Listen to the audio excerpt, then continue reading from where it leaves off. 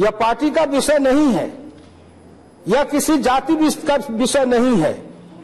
रामविलास पासवान जी बैठे हुए हैं, हम तो उस राजनीति से आए हैं उपाध्यक्ष महोदय, ये लड़ते लड़ते लड़ते लड़ते कितने डंटे खाए हैं, और आज भी जब पूर्वा हवा चलती है तो इनके लाठी के डंटे की चोट से जब दर्द होने लगती है तब मुझे एहसास होता है आखिर क्यों, आखिर हमारे साथ हमारे साथी, आज भी वो समाजवादी साथी मर गए लेकिन कुछ जिंदे हैं, मैं नाम नहीं लेना चाहूंगा। सामाजिक क्रांति के कारण गए थे तो उनको पकड़ के घर में बंद कर दिया गया था और कहा गया था कि इनको जिंदा जला दो। आखिर उस गांव के बगल में पिछड़े लोगों को मालूम हुआ, दलितों को मालूम हुआ तो झुंड बना के आए तो उनको मुक्त कराए थे। किसी जमाने में पिछड़ों के लिए, दलितों के लिए आवाज उठाना, तब लिंचिंग होता था। उस समय ये लिंचिंग वाले सब कहां थे, क्यों नहीं सोच रहे थे? उस समय याद नहीं आ रही थी।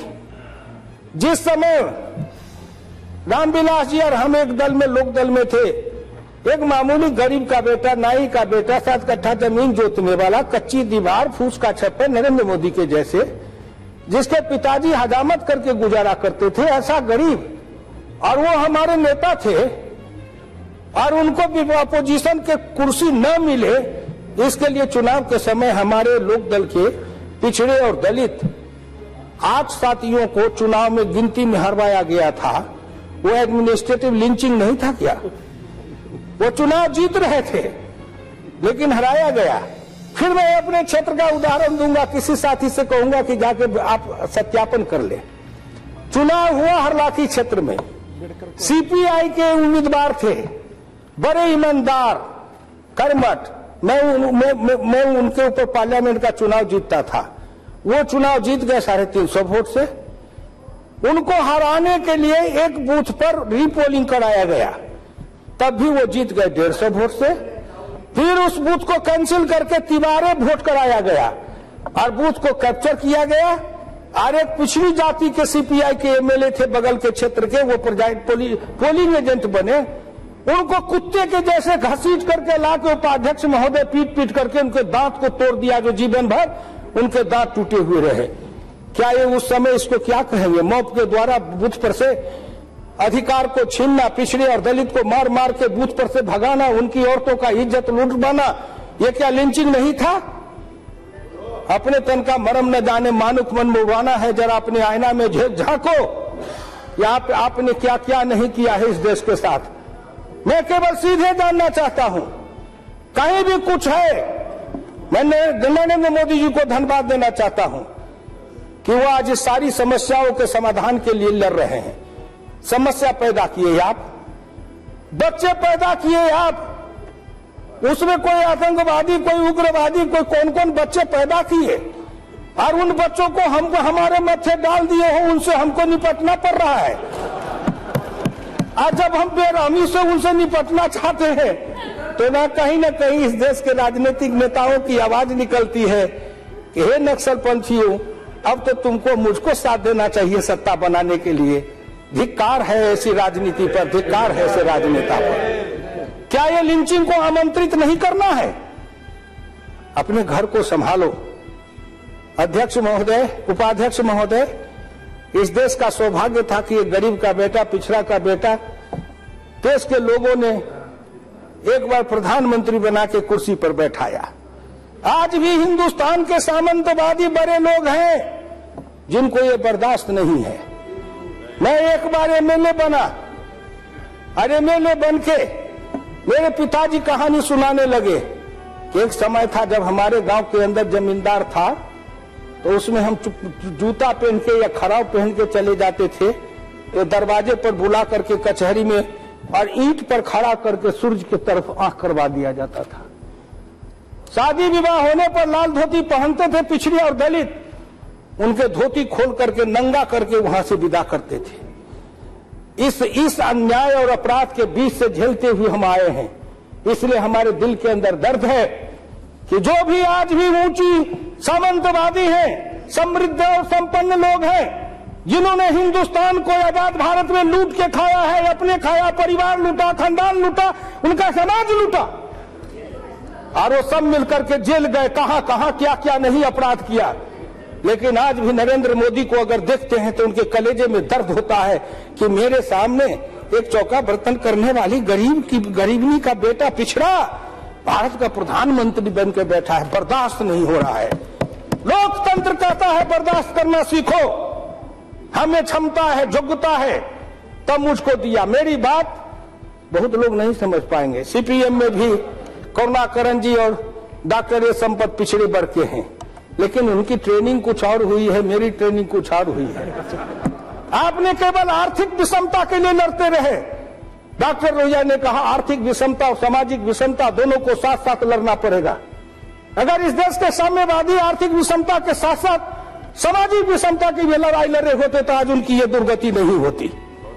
इसलिए आपसे मेरी विनम्र प्रार्थना है कि हम दोनों लड़ाई को लड़के आए हैं इस सदन में, इसलिए आपसे मैं प्रार्थना करना चाहूंगा। एक बात मैं कहना चाहूंगा, मैं सुना रहा था कि डॉक्टर लोहिया ने कहा कि हमें इस देश के लोगों को समझना चाहिए कि आखिर इस देश के मुसलमान भूतपूर्व हिंदू तो ही हैं। इस देश के मुसलमानों को भी समझना चाहिए कि आखिर उनके पूर्वज हिंदू ही तो थे। जब उनके पूर्वज हिंदू थे तो उनके पूर्वज का राम उनका था, कृष्ण उनका था, काली उनकी थी, दुर्गा उनकी थी, देवी उनके थे, देवता उनके थे, हिंदुस्तान की सभ्यता संस्कृति उनकी थी। तो किसी कारणवश अगर मुसलमान हो गए तो अगर उनके पूर्वज अगर हिंदू थे तो उनको भी उसके प्रति मन में सम्मान का भाव रखना चाहिए। क्यों? क्योंकि वो भी उनकी बात है, यह भी उनकी बात है, ये सच्चाई है, ये सच्चाई है। मैं नहीं कहता, मैं आपको फिर श्रीमान डॉक्टर लोहिया की बात को सुनाना चाहता हूं, जो उन्होंने रामकृष्ण शिव किताब लिखते हुए कहा था। उपाध्यक्ष महोदय, जिनको साहित्य से प्रेरणा लेने की आदत नहीं है उनको मैं आदत तो नहीं लगा दे सकता ना। महाभारत हिंदुस्तान की पूर्व पश्चिम यात्रा है, जिस तरह रामायण उत्तर दक्षिण यात्रा है। पूर्व पश्चिम यात्रा का नायक कृष्ण है, जिस तरह उत्तर दक्षिण यात्रा का नायक राम है।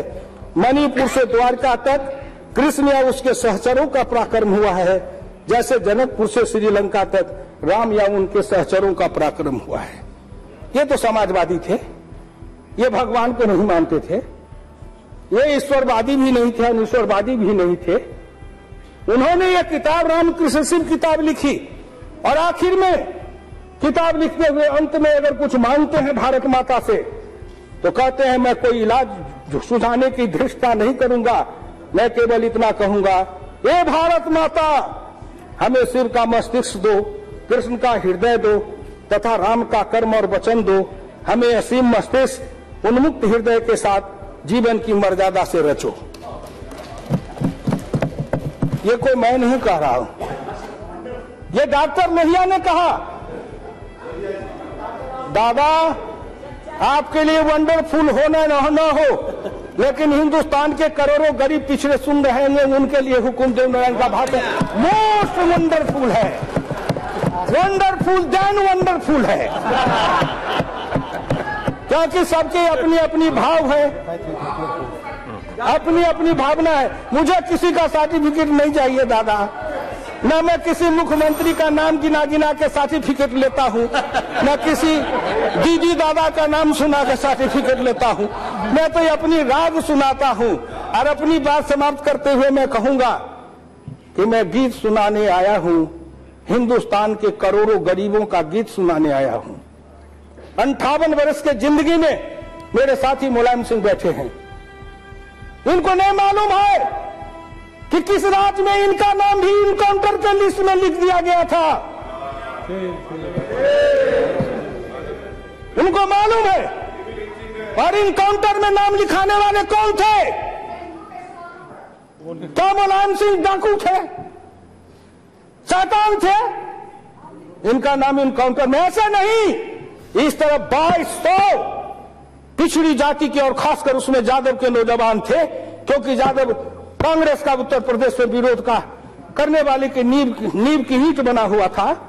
2200 पिछड़ी जातियों और खास करके यादव जवान जिनकी छाती चौड़ी थी उनका इनकाउंटर कर दिया गया था।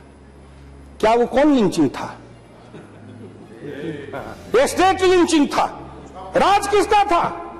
इसलिए मैं जब खोदता हूं तो मेरे उघाव के जब ऊपर से उखड़ते हैं तो बड़े ही मवाद बहने लगते हैं साहब। रिश्ता है तो बहुत दर्द होता है। इसलिए मैं देश के करोड़ों गांव गरीब किसान मजदूरों से, हिंदू मुसलमान सिख ईसाई सभी से कहना चाहता हूं, बारी बारी से लड़ाए हो, बारी बारी से सबको पिछवाए हो, बारी बारी से उसमें उग्रवादी नेता पैदा करवाए हो और बारी बारी से फिर उसके नाम पर उस जात का नरसंहार भी करवाए हो। इतने लिंचिंग और क्या क्या करने वाले जिसको कहते हैं महानरसंहार होता रहा। आज नरेंद्र मोदी उस सब से लड़ना चाहते हैं। मैं देश के करोड़ों किसानों, नौजवानों, गरीबों, पिछड़े दलितों, शोषितों, वंचितों, हुकुम देव नारायण यादव तुम्हारे लिए लड़ते आया है, आज भी लड़ रहा है। मैं मानता हूं एक समाजवादी डॉक्टर लोहिया का शिष्य होने के नाते हमारे लड़ने का सबसे उचित फोरम यही है, नरेंद्र मोदी के नेतृत्व में और भारतीय जनता पार्टी के फोरम से ही मैं उस संघर्ष को लड़ रहा हूं और देश के लोगों को जगा रहा हूं। आओ, आर्थिक आजादी, सांस्कृतिक आजादी, धार्मिक आजादी, इन सभी गुलामी से मुक्त हो जाओ। हम किसी के दास भाव से किसी के साथ नहीं रहेंगे। हिंदुस्तान को स्वामी भाव का समन्वय चाहिए। अगर कोई अच्छा है तो अच्छा कहेंगे, किसी में गलती है तो गलती कहेंगे। सुधरो, सब सुधरो, लेकिन छेड़ो मत। अगर छेड़ोगे तो हम भी किसी को छोड़ेंगे मत। ये कहते हुए मैं अपनी वाणी को समाप्त करता हूं। धन्यवाद।